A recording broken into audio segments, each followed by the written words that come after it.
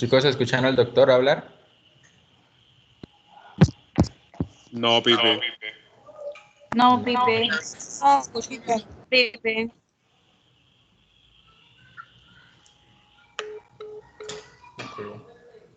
¿No? Voy a echar este lado.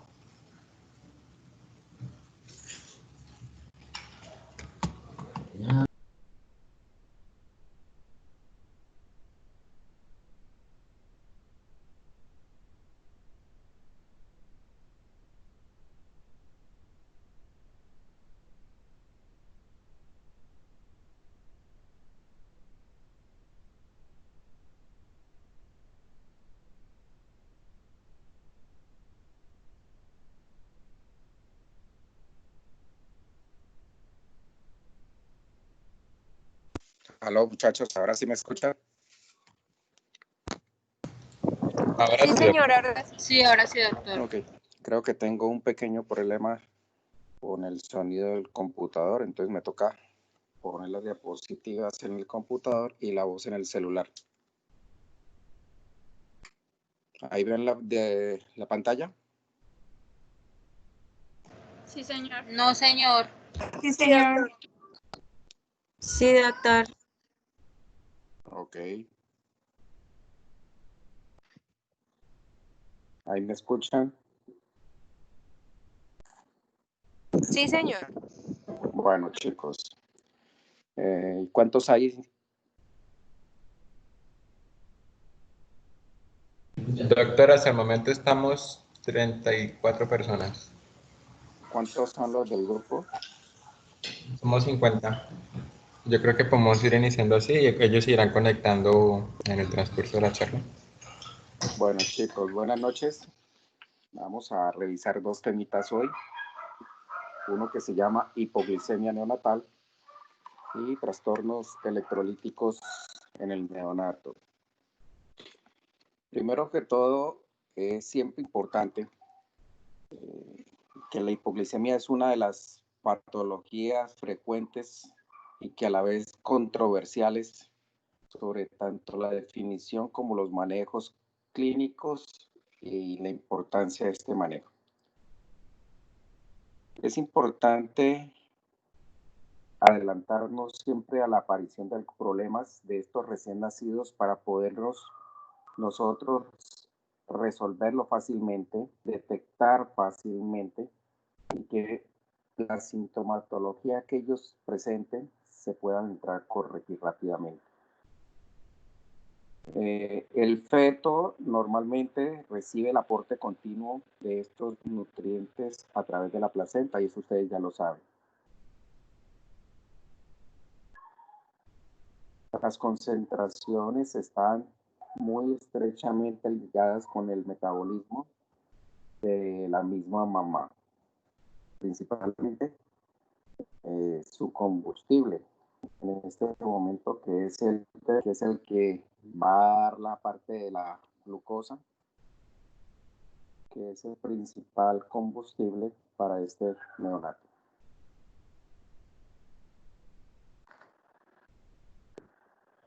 La definición clara de la Sociedad Americana de Pediatría no se va a ver un valor exacto, entonces tienen que tomarse ciertos valores específicos y en esos están en las guías del Ministerio de Salud que se habló a nivel nacional y se dice que el valor plasmático menor de 45 ya se va a considerar hipoglicemia. Normalmente la glucosa se produce en el neonato a un ritmo entre 6 a 9 miligramos kilómetro. Obviamente, los estudios metabólicos a nivel del cerebro en los niños han demostrado que en esos cerebros inmaduros utilizan una glucosa a un ritmo mucho mayor y el metabolismo cerebral se supone que entre un 60 y 80% del consumo diario a nivel de la glucosa total. La incidencia normalmente de hipoglicemia en el periodo neonatal obviamente va a ser mucho mayor que a otras edades. pediátricas. Y obviamente, pues en los niños prematuros va a ser de mayor predisposición que en los niños a término. Pues la incidencia, las patologías que normalmente ve uno en las unidades de cuidado intensivo neonatal puede ir entre un rango de un 5 a un 7% de todos los nacidos vivos que ingresan a una unidad de cuidado intensivo.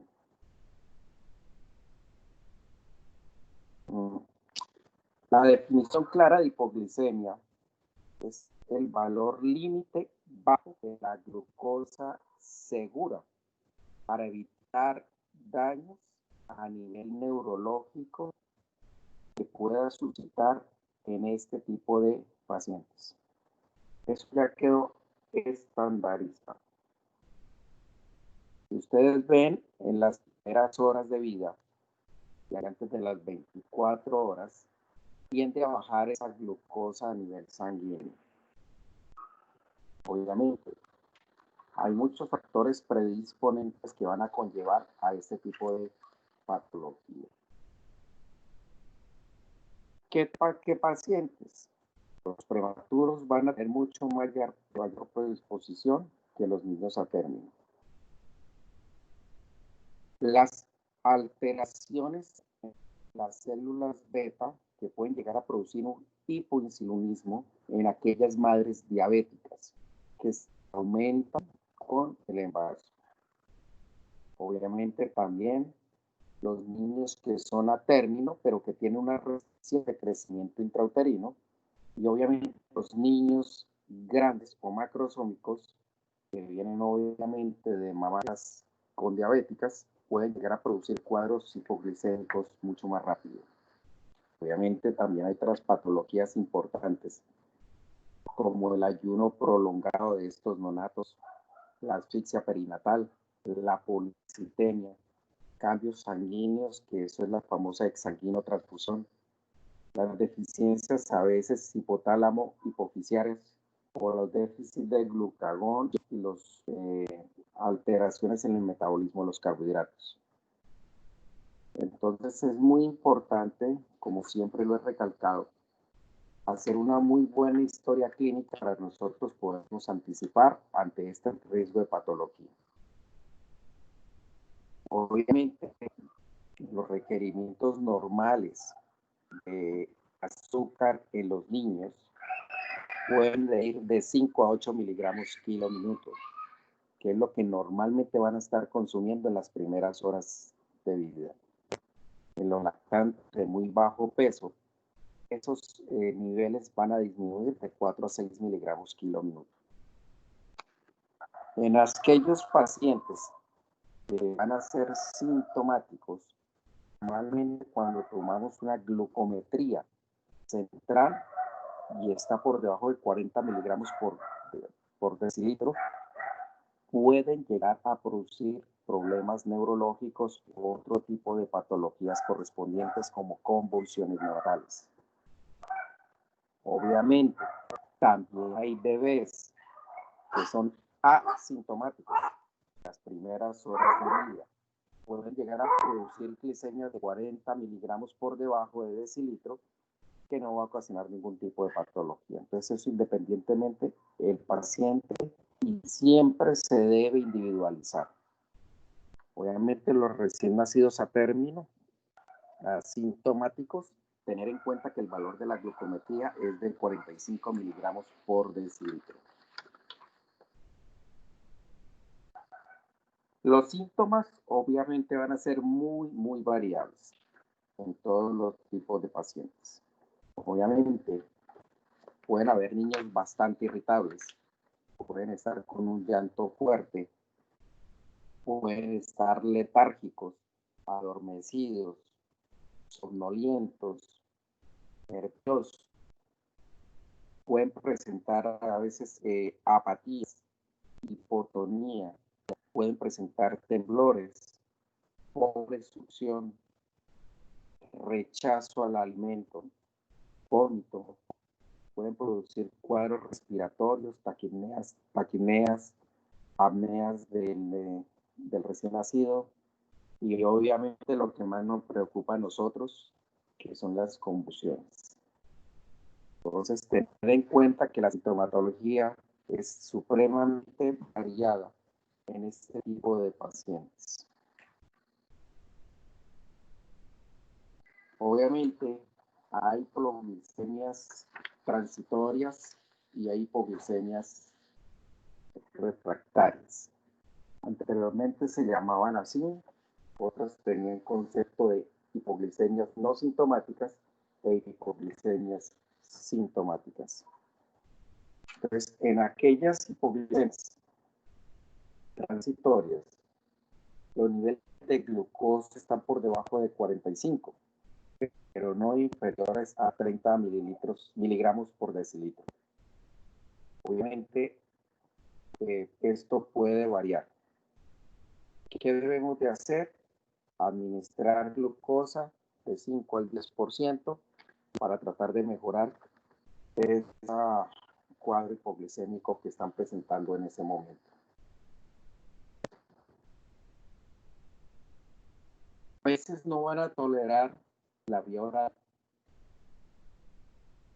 con valores de glucometrías por debajo de 40, otros pacientes por debajo de 30. Y obviamente que tenemos que requerir ayudarle con un soporte de líquidos intravenosos para tratar de mejorar ese cuadro hipoglicémico. ¿Qué factores nos van a producir esta hipoglicemia transitoria? Esas asfixias al nacer, los niños prematuros o los niños de bajo peso, los niños que han hecho sufrimiento fetal, aquellos que tienen causas de aspiración de líquido amniótico meconiado, o aquellos niños que lo dejamos nosotros con hipotermia y no los calentamos bien, pues solamente van a ocasionar también cuadros de hipoglucemia. Normalmente la administración intraparto de la glucosa pues es un evento que va a llevar a un aumento de la glucosa en el feto. Nos puede ocasionar también un cuadro de hipoinsulinismo consecuente a una hipoglicemia después del nacimiento. Tenemos que tener en cuenta también medicamentos que pueda tener la mamá o que haya ingerido la mamá. En caso dado, medicamentos como propanolol, a veces hipoglicemiantes, aquellas madres que tienen cuadro de de diabetes gestacional. Tenemos que tener muy en cuenta también los cuadros infecciosos, los cuadros sépticos, los cuadros de insuficiencia respiratoria en el momento de nacer, también los cuadros asfícticos, obviamente pues la parte de hipotermia en este tipo de pacientes. Se dice a veces que las cardiopatías en este tipo de pacientes pueden llegar a producir un gasto rápido de la glucosa, ocasionando también cuadros de hipoglicemia. Y causas que de pronto no sabemos, que son idiopáticas, que es lo que normalmente se conoce. Una de las hipoglicemias que más preocupa son las hipoglicemias persistentes o recurrentes. Obviamente esto se va a deber a mucho tipo de patologías que se pueden llegar a presentar. Se van a presentar después de los 7 días de nacido, donde no hemos podido controlar todavía esa hipoglicemia, requiriendo dosis altas de glucosa. Y eso obviamente toca descartar cualquier tipo de patologías que pueden llegar a ocasionar esto, como lo son los errores innatos del metabolismo, o algún trastorno endocrinológico o un hiperinsulinoma congénito. Este cuadro clínico en este tipo de hipoglicemias persistentes son niños que nacen muy bien, que al cabo del 7º día empiezan a presentar cuadros bajos de glucosa, somnolientos, rechazo al alimento, vómitos, intolerancia a la alimentación, y de pronto empiezan a producir cuadros convulsivos. Y obviamente lo primero que se debe sospechar son cuadros metabólicos en este tipo de pacientes. El hiperinsulinismo congénito, pues es bien que es una cantidad inadecuada o excesiva de insulina secretada por las células beta, obviamente causados por muchos trastornos genéticos. Hay mutaciones en sus genes, como ven ustedes ahí a la mano izquierda, que son los genes más frecuentes donde van a ocasionar este tipo de problemas. Obviamente la incidencia es muy baja, porque obviamente se presenta también, y lo tenemos que tener muy presente en ese tipo de pacientes que nos van a ocasionar problemas bastante severos y pues obviamente trastornos que nos van a ocasionar también problemas en la vida, como son los síndromes que tienen ustedes ahí al lado de la diapositiva. Causas bastante importantes, los tumores productores de insulina, el síndrome de Beckley-Widerham, el síndrome de Parleman, el síndrome de Costello y Usher tipo 1, el síndrome de Simpson-Galodi-Bachmel y sus defectos congénitos y también resistencias a la insulina. Vamos a ver algo de casos raros que de pronto pueden aparecer y se pueden encontrar de pronto ustedes. Obviamente, la hiperinsulinemia sindromática. Obviamente, este tipo de paciente que es el que más nos ocasiona problemas y el que más lo vemos nosotros diariamente, que es el síndrome de Beckley-Widerham. Obviamente son pacientes, como ven el de la foto, con una lengua muy grande, son esos ojos muy prominentes, son niños que nacen macrosómicos, algunos nacen con malformaciones como hernias o onfaloceles. El pliegue de las orejas va a estar por debajo de lo normal y obviamente va a haber un defecto a nivel de la pared abdominal, que es lo que nosotros llamamos la uva basa. Los músculos de la pared abdominal no están presentes y obviamente los testículos de estos pacientes no han descendido todavía. O si tienen los músculos abdominales, va a haber una separación de estos músculos ocasionando una diastasis de los rectos. El síndrome de Perlan son niños gigantes, malformaciones cardíacas, asociados también a tumores renales. Los ojos son hundidos, tienen retraso psicomotor. Los puentes nasales son amplios y falta el cuerpo calloso. Es muy importante porque a veces son niños que puede verlos uno normalmente y que obviamente empieza a notar un cierto retraso psicomotor. Ver este tipo de efectos de retraso psicomotor, empezamos a hacer estudios y encontramos obviamente alteraciones a nivel de insulina y obviamente con la alteración cerebral con la genesia del cuerpo calloso. Este síndrome de Costello también son pacientes que están con asociaciones de malformaciones cardíacas. También la piel es muy laxa en ellos. Los pliegues de los sueltos de los pies no tienen las arrugas pertinentes. Y la acroglosia, tienen una boca muy grande. El mentón puede estar hacia afuera. Puede haber un hipertelorismo, separación del puente nasal y los ojos caídos. El síndrome de Sotos, obviamente también va a haber malformaciones esqueléticas. Son niños que tienen huesos muy largos. También vienen asociados defectos cardíacos, alteraciones a nivel del septum ventricular, del septum auricular, retraso psicomotor, alteración dentaria, implantación baja de las orejas. El síndrome de Timothy son pacientes, como lo ven en las diapositivas, asociados a sindactilia y obviamente alteraciones en los intervalos RR en el electrocardiograma. Cualquier niño que tenga sindactilia, debemos de sospechar nosotros este tipo de síndromes que lo puede estar ocasionando en este momento.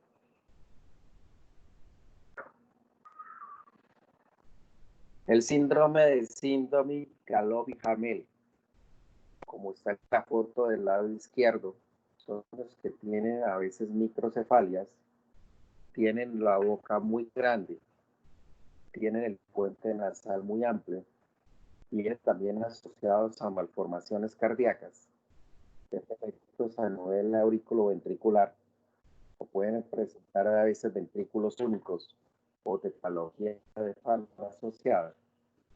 También puede haber malformaciones intestinales, gastroquisis, alteraciones neurológicas.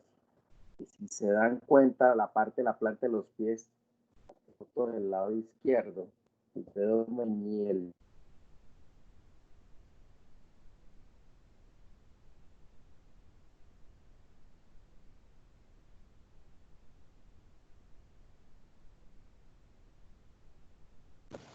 Doctor, ¿se le silenció el micrófono?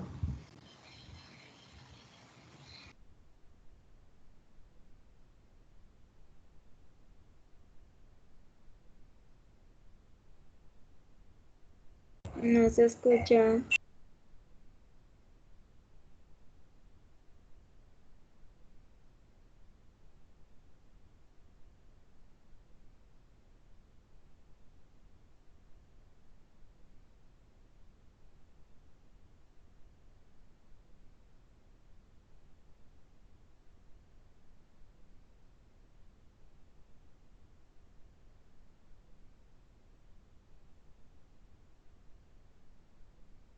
¿Aló, me escuchan ahora sí? Sí, señor. Ahora sí, Sí. doctor. Qué pena, es que se cayó. Sí, señor, ahora sí. Como lo veía diciendo, la foto del lado izquierdo del quinto ortejo del pie, ese quinto ortejo está casi sobre abajo del cuarto.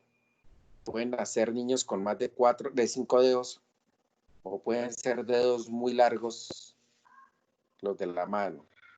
Obviamente están asociados a retraso psicomotor y obviamente hipoplasia cerebral y sordera. El síndrome de Usher viene asociado a malformaciones intestinales también, como estenosis duodenal, a veces atrofias yeyunal, obviamente sordera, y lo más importante es lo que ven ustedes ahí, cuando hacen un fondo de ojo, esa hiperpigmentación a nivel de la retina. El síndrome de Kabuki también son niños con malformaciones esqueléticas, obviamente alteraciones a nivel urinario, agenesias renales, quistes renales, malformaciones cardíacas, estrabismos, macroglosia, micrognatia, retraso psicomotor. Obviamente todos estos pacientes toca hacerle obviamente cariotipo, pues para poder también diagnosticarlo y mirar a ver qué otra cuestión genética tenga asociada. El síndrome de Perlan, pacientes con gigantismo, como lo ven ustedes en la foto. ¿Cómo vamos a hacer el diagnóstico nosotros de los pacientes con hipoglicemia? Obviamente, debemos de tomar primero que todo una glucometría para nosotros saber en qué estamos en ese momento con el neonato. A veces lo corroboramos con una glicemia central y así podemos determinar cuánto tiene y qué es lo que vamos a hacer con respecto al manejo correspondiente. Aquellos pacientes que tienen hipoglicemia, vamos a requerir cierto tipo de tratamiento. Si el paciente tiene una hipoglicemia menor a 45 miligramos por decilitro y está sintomático, ¿qué debemos de hacer? Colocarle un bolo de dextrosa de 12 cc por kilo de glucosa al 10%. Vamos a esperar unas 2 horas o entre 1 y 2 horas y tomamos una nueva glucometría. Iniciamos una dextrosa al 10%, normalmente a una infusión de 8 miligramos kilo minuto. Hay literaturas que a veces dicen que entre 5 a 8 miligramos kilo minuto para poder nosotros elevar esa glucosa y evitar que vuelva a hacer cuadros de hipoglicemia. Debemos de descartar en aquellos pacientes que tienen hipoglicemias persistentes, que no tengan infecciones, que no tengan ningún tipo metabólico de alteración o que no tengan trastornos a nivel pancreático. Si el niño se controla a la hora, obviamente ya va a continuar con los líquidos y ya podemos iniciarle vía oral sin ningún tipo de problema. ¿Qué pasa si después de la hora el paciente no se controla? A pesar de que la infusión esté arriba de los 5 a 8 miligramos kilo minuto, pues obviamente vamos a tener que aumentar esa concentración de miligramos kilo minuto hasta lograr un tope en el cual la glucometría se normalice. Si nosotros no se corrige todavía, debemos de colocar de pronto glucagón a 0.1 miligramo por kilo en forma intramuscular, ya para tratarlo de corregir. Si no se corrige, vamos a tener que estar sospechando de ese hiperinsulinismo persistente, ¿verdad? Y descartar algunas de las patologías que nosotros hablamos ahorita. Si el niño tiene hipoglicemia menor de 45 miligramos, ¿qué vamos a hacer? Vamos a colocarle el bolo y vamos a darle la vía oral o los líquidos intravenosos para poderlo corregir. Revisamos a la hora, si la glicemia está normal, ya no hay ningún tipo de problemas, continuamos la vía oral haciendo controles cada 12 horas y si vemos que la glucometría es normal, empezamos a disminuir los líquidos intravenosos hasta lograrlo suspender. Básicamente, eso es lo que hablamos de hipoglicemia, cosas prácticas que ustedes van a necesitar. No olvidar siempre que las glucometrías es supremamente importante tomarla para descartar este tipo de patologías. Anteriormente, cuando los niños nacían, uno le hacía lavado gástrico y le dejaba 10 centímetros de glucosa en el estómago para evitar que hicieran cuadros de hipoglicemia. Pero se encontró posteriormente que podían llegar a producir cuadros de enterocolitis o asuntos de a veces de hiperglicemia. Y obviamente pues iba a ser completamente diferente el manejo de este tipo de pacientes. ¿Alguna pregunta, muchachos, con respecto a hipoglicemia?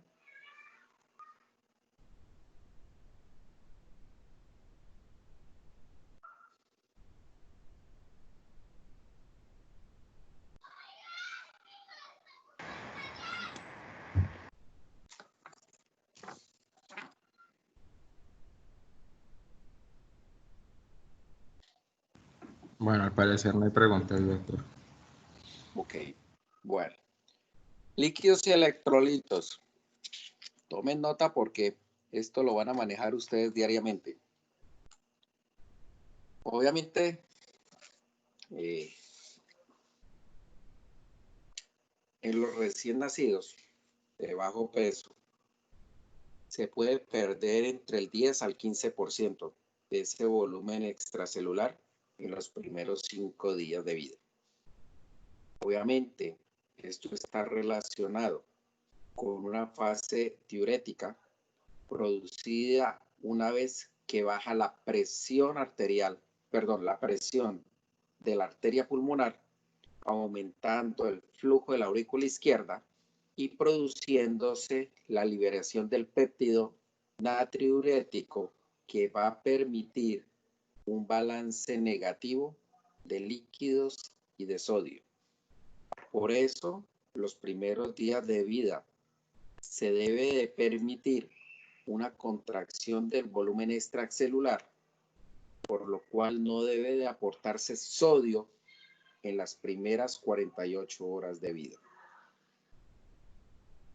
Los principios generales. Es muy importante la superficie corporal de estos pacientes y cómo va a ser el gasto calórico, que va a ser mucho mayor. Va a producirse un aumento en esa función renal, que va a ser nuestro buffer o la homeostasis que ellos hacen, ¿ya?, para poder eliminar esa cantidad de líquidos. Por eso los niños pierden peso durante la primera semana. Aquellos niños prematuros, obviamente no hay un balance adecuado, ácido básico, ocasionando que se deshidrate y ocasionando que haya una pérdida de peso entre el 5 y el 15%. Por eso a veces restringimos en las primeras 48 horas, evitando que ese riñón funcione solito. Si hay antecedentes de hipoxia, obviamente ese riñón va a sufrir. Como ustedes saben, el agua corporal, el 75% de los recién nacidos es a nivel intracelular. Y en el pretérmino, pues obviamente, entre el 85 y el 90% va a ser más que todo en la parte extravascular. Para realizar cálculos en estos requerimientos de agua y electrolitos en los recién nacidos, debemos de tener tres cosas importantes.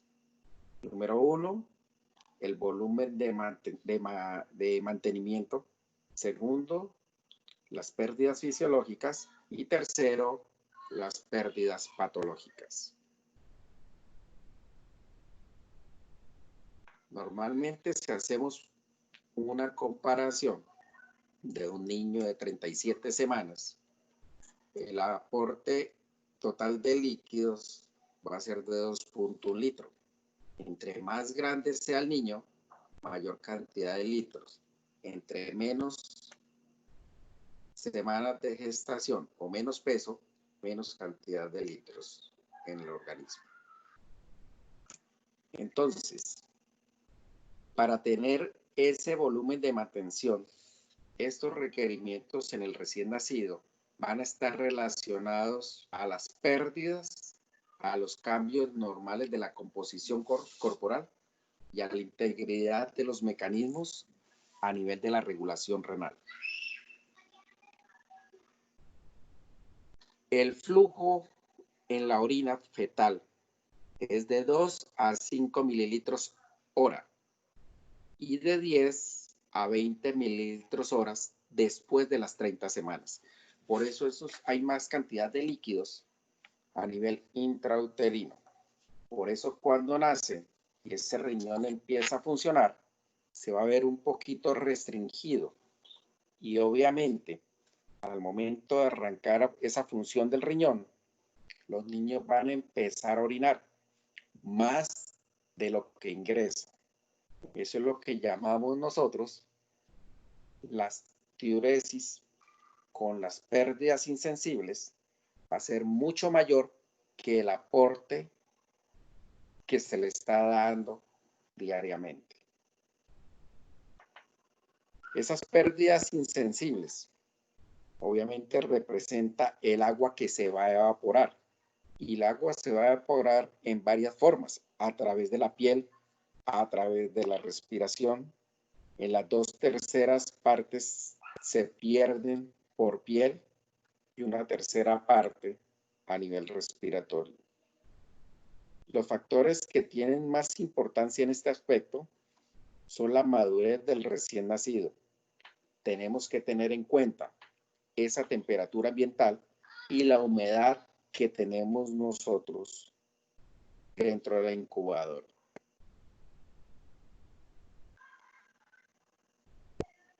El factor madurez va a ser inversamente proporcional al peso y a la edad gestacional. Ese aumento de la temperatura corporal puede ser hasta casi 300 veces, ¿ya?, con respecto a lo que puede perder normalmente este niño. Con la fototerapia también se va a perder calor, aproximadamente entre un 20 y un 30%.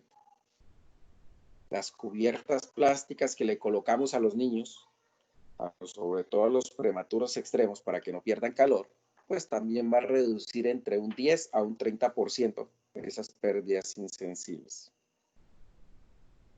El 93% de los recién nacidos van a orinar en las primeras 24 horas. Aproximadamente el 99% en las primeras 8 horas de vida. Y la diuresis debe ser entre 2 a 5 cc kilo hora. Tengan en cuenta también que las deposiciones se pierde agua. Y eso lo vamos a medir más o menos entre 5 a 10 centímetros por kilo día, para tenerlo en cuenta en esas pérdidas insensibles que debemos de entrar a reponer en el transcurso de los días.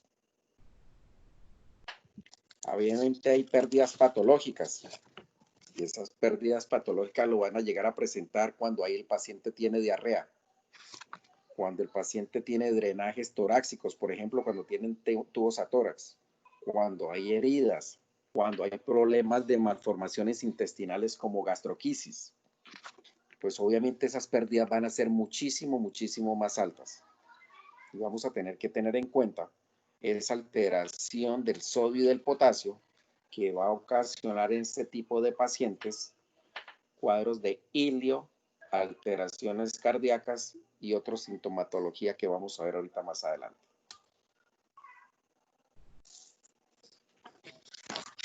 Tener en cuenta pues que esas pérdidas insensibles de hablas, como veamos ahorita anteriormente, en el primer día de vida, entre más pequeñitos, mayor cantidad, entre más grandes, menos cantidades.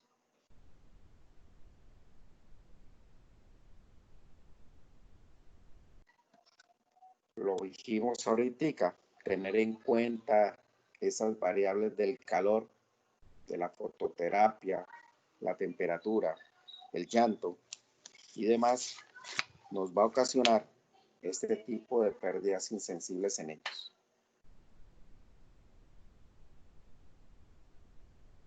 Como ya lo vimos, obviamente tenemos que estar pendientes de la diuresis de este tipo de pacientes, que no se nos vaya a ir ni muy arriba de 5 cc por kilo día, ni muy abajo de 1 cc kilo día.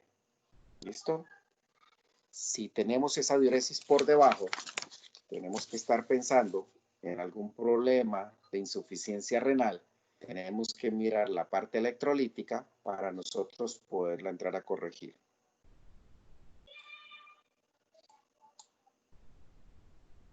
Importante esta tablita, los requerimientos de líquidos diarios de acuerdo a los días de nacido. Si a mí me nace un niño de 1500 gramos, pues yo no me voy a ir con unos líquidos, ¿ya?, a 150 por kilo día, porque no va a haber, primero que todo, la diuresis adecuada. Va a haber aumento del trabajo cardíaco, va a ocasionar dificultad respiratoria y riesgo de edema pulmonar. Entonces los líquidos se van a ir aumentando diariamente de 10 cc por kilo hasta llegar al día séptimo con 150 cc kilo día. Normalmente lo arrancamos a 80 cc kilo día. En aquellos pacientes que sufrieron asfixia perinatal, que hubo un compromiso importante neurológico, que sospechamos que esa asfixia alteró la parte renal y que obviamente va a haber una alteración tanto de los azoados como de la parte electrolítica, debemos de entrarle con una restricción de los líquidos para que no se force ese riñón y no nos vaya a ocasionar ningún tipo de problemas posteriores.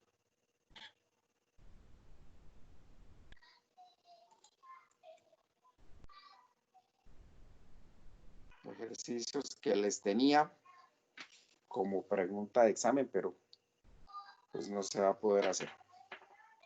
Obviamente tenemos que saber los tipos de electrolitos en los recién nacidos para poder nosotros entrar a corregir las patologías pertinentes. Vamos a arrancar por el sodio. Ustedes saben que debemos de tener básicamente en las primeras 72 horas de vida, no podemos anexar sodio a este tipo de pacientes porque vamos a ocasionar problemas a nivel renal. Normalmente, el sodio se va a calcular de 2 a 3 mil equivalentes kilo día, pero a partir del tercer día.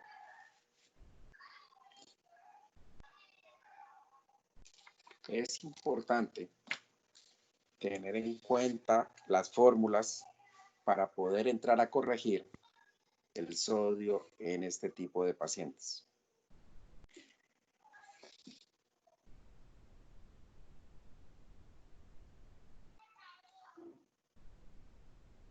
Vamos a hablar un poquito de la hiponatremia. Obviamente hay hiponatremias leves, moderadas y severas. Las leves van a estar, como lo dice ahí la gráfica, de 125 a 135 mil equivalentes día. La moderada de 120 a 125 y la severa mayor de 120. Obviamente, si el tratamiento que vamos a utilizar para este tipo de pacientes, pues vamos a corregirlo de acuerdo a los equivalentes que vayamos nosotros a utilizar. El paciente con hiponatremia, obviamente va a estar, como lo dicen los síntomas ahí, van a estar decaídos, apáticos, somnolientos, anoréxicos, inapetentes, pueden convulsionar o pueden entrar en un estado de coma. Tener muy en cuenta que el uso de diuréticos va a ser obviamente que eliminemos mucho más sodio. Y obviamente, si nosotros no tenemos un aporte en forma adecuada, nos va a ocasionar este tipo de problemas. Y esas pérdidas de sodio a nivel gastrointestinal debemos de tenerlas también presentes para no correr ningún tipo de riesgo posterior. Anoten esa fórmula. Ese déficit de sodio que tenemos nosotros que entrar a corregir en aquel tipo de pacientes que tengan por debajo de 125 para corregirlo en una forma rápida y evitar esa sintomatología que tenemos al lado izquierdo, vamos a coger ese sodio ideal, le vamos a restar el sodio que tenemos nosotros en ese momento. Lo multiplicamos por 0,6 y por el peso. ¿Qué vamos a hacer con eso? Vamos a colocar una solución salina al 3%, ya pasando la mitad en 1 hora y el resto lo vamos a pasar en 4 horas. Esa es una forma. O la otra es que el total de ese déficit de sodio que nos da la fórmula lo pasemos durante 24 horas para no ocasionar alteraciones apoptósicas a nivel cerebral. Ejemplo, si el paciente nos tiene 120 de sodio, ¿qué hacemos? Pesa 2 kilos. Entonces, van a coger un sodio ideal. ¿A dónde quiero llevar ese sodio? Pongámosle 140. Menos los 120, va a dar 20. Por 0.6, 12. Por 2 de kilos, 24. Son 24.000 equivalentes que voy a pasar en 24 horas. O sea que voy a pasar un cc por kilo hora. Y a las 24 horas repito ese sodio para ver si ya se ha corregido. Y qué hace falta, o si hace falta algo, poderlo corregir. Ahí les tenía ejemplos para que pudieran hacer el ejercicio.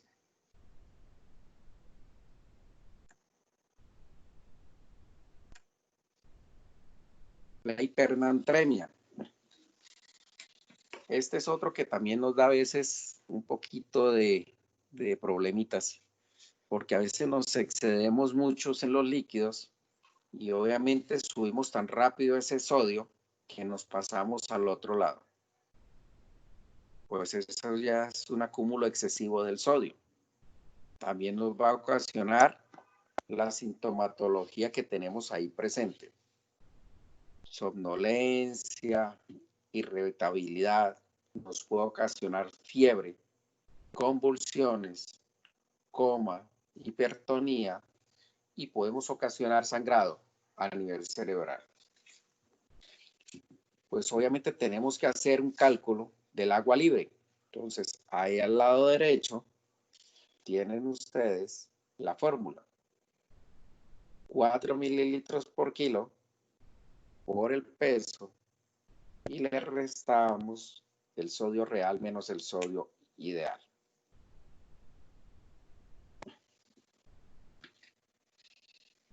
Eso significa que estamos corticos de líquidos en este tipo de pacientes. El potasio, muchachos, tienen que tener claro que se maneja de 1 a 3.000 equivalentes por kilo para poder hacer las correcciones en forma adecuada.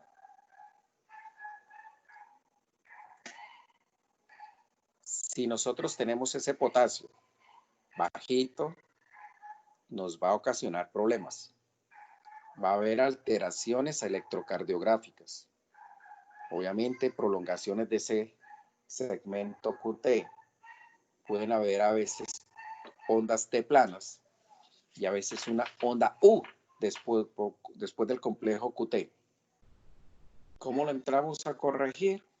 Subimos el potasio de 3 a 4.000 equivalentes en los líquidos que nosotros le vayamos a colocar a ese tipo de pacientes. Y tenemos que tomar seriamente la cantidad de potasio que tiene en el organismo de este paciente. Cuando se nos va para el otro lado, se nos sube el potasio, tenemos que estar muy atentos. Yo creo que uno del grupo de rotación, creo que el primero, no lo tengo muy presente, pero hubo un niño que nos tenía ese potasio en 12 o 15, creo que era. Y obviamente nos ocasionó un problema bastante importante porque hizo lesión miocárdica y pues tocó tratar de bajarlo a como nos diera lugar. Y pues desafortunadamente produjo un paro y se murió. Obviamente era un niño pretérmino que si no sabemos corregir la parte de los líquidos, pues va a ocasionar este tipo de problemas. Entonces, ojo a esos valores que están ahí. Témale cuando ese potasio ya esté llegando sobre 6, porque va a producir problemas cardíacos, que eso es lo que nosotros llamábamos antiguamente, esa es la muerte sin que encuentren la causa de por qué falleció la persona. Obviamente ondas T alteradas, muy puntiagudas, se ensancha el complejo QRS, puede ser o taquicárdicos o bradicárdicos, y obviamente pueden entrar en fibrilación ventricular o taquicardias supraventriculares.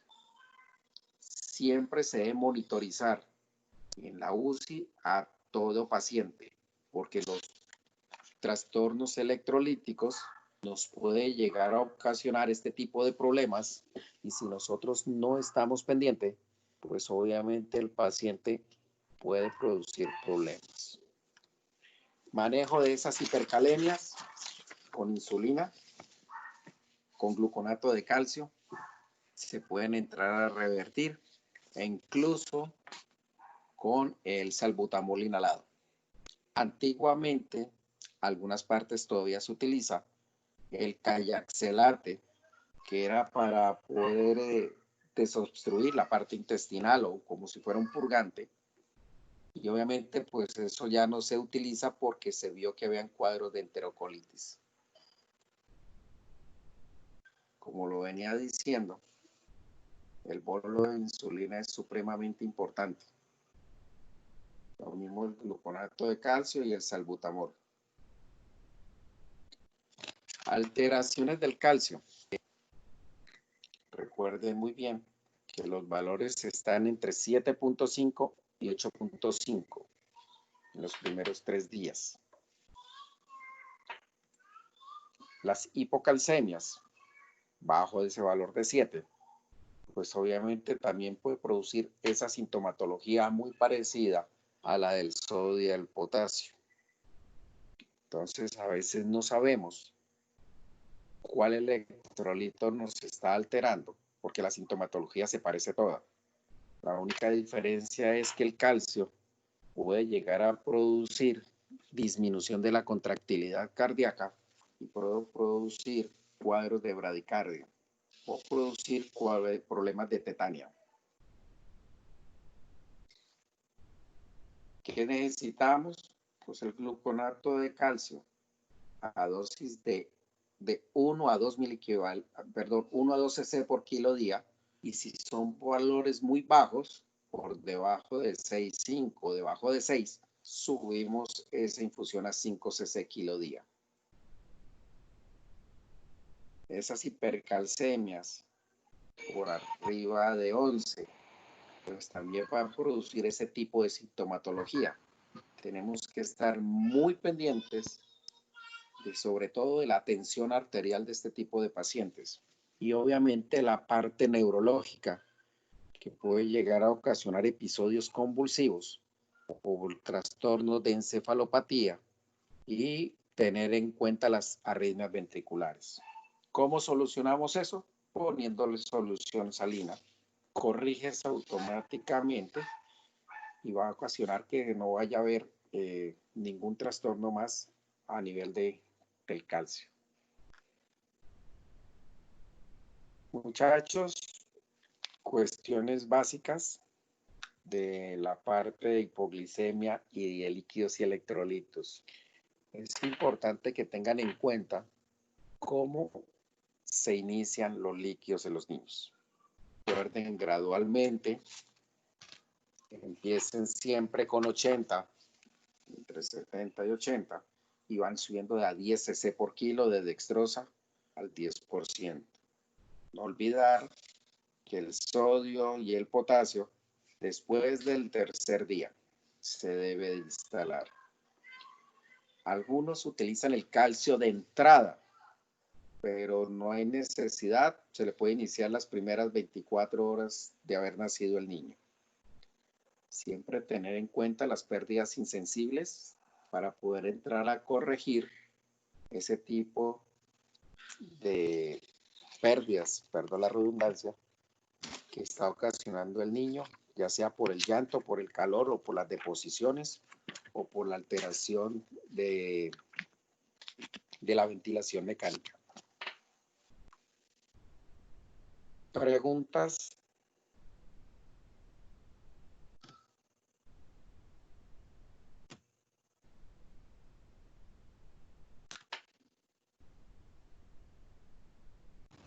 Compañeros, ¿alguno tiene alguna duda o aporte?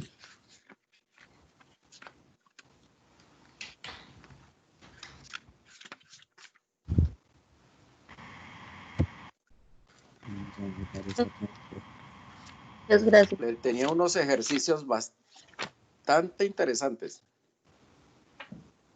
pero para verlos hechos en mi clase personalmente.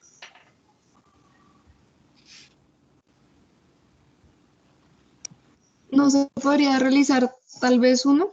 A ver cómo nos va. Como lo expliqué ahorita con respecto a lo del sodio. Si tú tienes un sodio en 120, un niño que pesa 2 kilos, ¿qué tienes que hacer con la fórmula? ¿A dónde quieres llevar ese sodio? Acuérdate que el valor es entre 135 y 145. Yo me lo propongo llevarlo hacia 140 que quede normal. Entonces coges ese sodio de 140, le restan los 120 que es lo que te está mostrando el laboratorio que le tomaste y va a haber una diferencia de 20 milequivalentes. Eso lo multiplica por 0,6. Nos va a dar 12 centímetros y eso lo multiplicas por el peso. Si se pesa 3 kilos, pues van a ser 36 centímetros. Si pesa 2 kilos, va a ser 24 centímetros. ¿Y qué tienes que hacer? Coger esos 24 o esos 36, lo vas a dividir en 24 horas. A un goteo de 1 o a 2, dependiendo de cómo haya sido el peso. Y eso lo pasa muy lentamente con una solución salina al 3%, que coge una parte de dextrosa al 50 y lo diluyen en una solución al 0,9%. Y eso allá en enfermería hace sus cálculos pertinentes y hacen la mezcla para que quede una solución salina al 3%. Si usted va a pasar el sodio en forma directa, o el calcio, o el potasio, puede producir necrosis de esa vena, de esa piel, y llegar a producir la muerte de ese neonato. Ya, doctor, gracias. Ok. Nos queda una charla que creo que es cardiopatías. Sí, doctor, estaba revisando nuevamente y de hecho es cardiopatías y también hay otra charla de reanimación avanzada. Bueno, muchachos, la reanimación vamos a hacerlo en el taller. Vamos a esperar, ¿de acuerdo? Espera que me cayó la señal. ¿Me escuchan? Sí, lo escuchamos, doctor. Ok. Felipe, importante que el 8 nos definan si hay posibilidad del simulador. Si hay posibilidad del simulador, ajustamos con Felipe cómo van a ir los grupos, de cuántas personas para poder irnos a entrenar allá.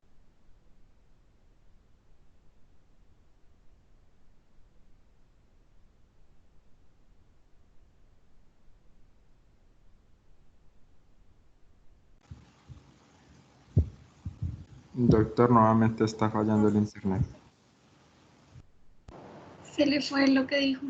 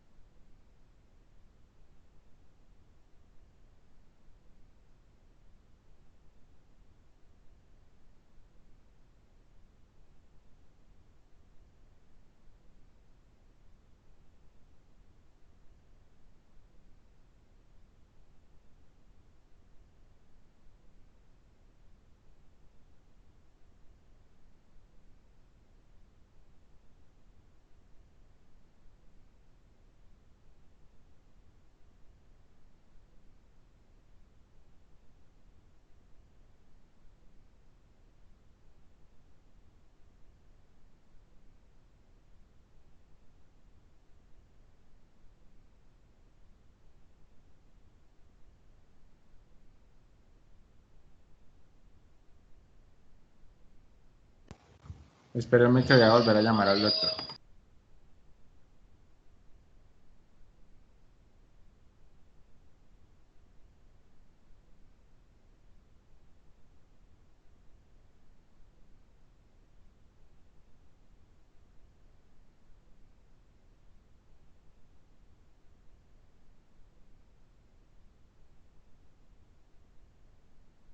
Ahora sí me escucha. Sí, Señor. El internet está molestando mucho. Estaba comentando que esperemos que el 8 nos den noticias a ver si se puede hacer lo de reanimación neonatal. Si nos dan la noticia positiva, con Felipe organizaremos cómo van a ir de grupos pequeños para poder hacer la simulación de todo lo de reanimación neonatal. ¿Ok? Creo que va a ser bastante importante que ustedes tomen ese curso para que así pues, sepan hacerlo y se van a dar cuenta que todo lo que se revisó de reanimación y vamos a ver todos esos errores. ¿Les parece?